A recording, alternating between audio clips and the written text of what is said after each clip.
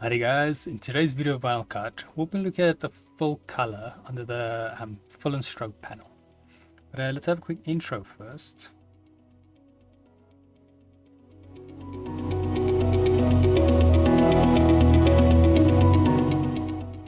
So today's video can be found on softwaretraining.co.za. You guys will notice we do have a variety of different softwares we cover, and also we upload them daily. So keep an eye on that for any new content. Otherwise, we go back in the program here. Now, just to let you guys know, this will be a mini series on the fill and stroke panel, as there is quite a lot to cover. But let's start off by being able to locate it. So if you want to go to your fill and stroke panel properties, you can always go here to this little artisan type palette where you mix colors on. If you select that, then we'll have a few options from this menu. Now you'll see we've got this nice little black bar here. This separates the fill from the stroke. So if you see this, you know the top is the fill and the bottom is the stroke. Now under the actual fill, we have two settings here. We've got the fill type, and then we've got the opacity. So what the opacity will do is obviously how transparent that shape is, the color for that shape. And the fill, we have your none, color, pattern, and gradient. Today we'll be looking at color. But in order for this to work, first thing we want to do is select the shape. So I'll select this first triangle here. Then if we quickly set the opacity, you can kind of see how the block becomes more transparent. And next to the color selection, we've got your little color box. And then if we click that, then it will bring up the color picker. So this is basically where we'll be selecting the color. And now there is a few options from down here. We've got the general tab and palettes. Just a quick overview on the palettes. It's kind of like if you're going to be working with, let's say, grayscale, then you can leave the palette on the grayscale, or if you're going to be working with web safe colors. But these days the internet and that is so fast that we don't need to worry about these things anymore. Unless you're working on grayscale, you can still use that. Otherwise, we'll go back to the general tab. Now on top here, we've got a few templates. So it's kind of pre-made or pre-set up colors that you can quickly just use as sampling, or if you want to use it as a placeholder. Sometimes you'll use it in your final design, but I found I mostly will use it for templates or for quick placeholders, and then the grays I'll sometimes use maybe in the final design. And under that we have the actual color box, and then we've got the this little rainbow bar will be the use selection. So then under the color box, you can just left click with your mouse and move it around, and as you can see on the top right here, will update the color under the new. So obviously the old will show us what our previous color was, and the new is currently what it is now. So this is nice if you're making fine adjustments and you can see the difference.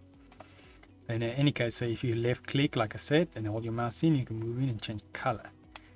Now on the color box, if we go from left to right, as you can see there, it sets the actual saturation. So far to right will be full saturated, far left will be completely desaturated. So basically no color, a lot of or full color. And then from top to bottom will be the brightness, or bottom to top. So on the top we've got full brightness, and the bottom full darkness. So this can also be referred to as values. So as a dark value, a light value, you can do your grays on the far left with no color. And if we leave it on a color and we go to this little rainbow bar, or use saturation, and same as the other box, if you left click and hold in, you can move this bar around and it will change the actual color of your selection. So wherever you've left your little selection circle, it will change the color of that and keep all the value and saturation the same. And then on the right here, we've got the mode. So under the mode, we've got CMYK, HSL, and RGB. CMYK is if you're going to use work more on traditional type mediums, and you can always select that. But RGB is if you're doing more digital designs, but it can also translate very easily. So if a client's asking you for your CMYK colors, you can always select the shape, go to CMYK, just send him the info for these colors. But I'll be leaving it on RGB. And then under this, we obviously have a few different settings. So first of all, we've got R, which for your red. So when we set this up, it's how much red there's going to be in it. And then next up, we've got the G for green. Once again, you can set how much green and how much blue. So as you set these colors, you can obviously get custom colors, but I prefer just to set it all here. It's way more simple for me. Then next to that, so under that, we've got the hex color.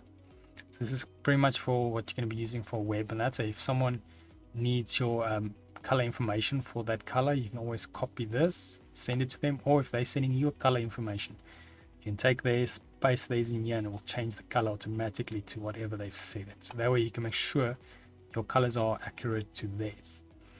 And then under that, we've got the custom colors. So if you have a color set, and let's say you want to use it a lot, you can always go add to custom colors. But keep in mind, if you change this and you say it again, it's going to replace that little color. So what you want to do for a new custom color, you click next to it or on another white block. Then you can, for instance, set it. And then we say add to custom color again. And now it will update that little box. Which is convenient. So that means you can kind of individually update things. So if we leave that and you finally say OK, then it will update your full color. So yeah, that is the basics on the full color. We will be covering some of the other modes in future videos. But otherwise, we go here to VinylCut. The program is freely available here. Just navigate to the downloads page. Otherwise, on the softwaretraining.co.za, like I mentioned, we've got a variety of different softwares we do cover, as you can see. And also you can isolate your search here if you're looking for anything specific. Otherwise, if you don't find what you're looking for, just go here, request a training video, and then we will make that for you. But otherwise, thanks guys for watching. Until next one. Cheers.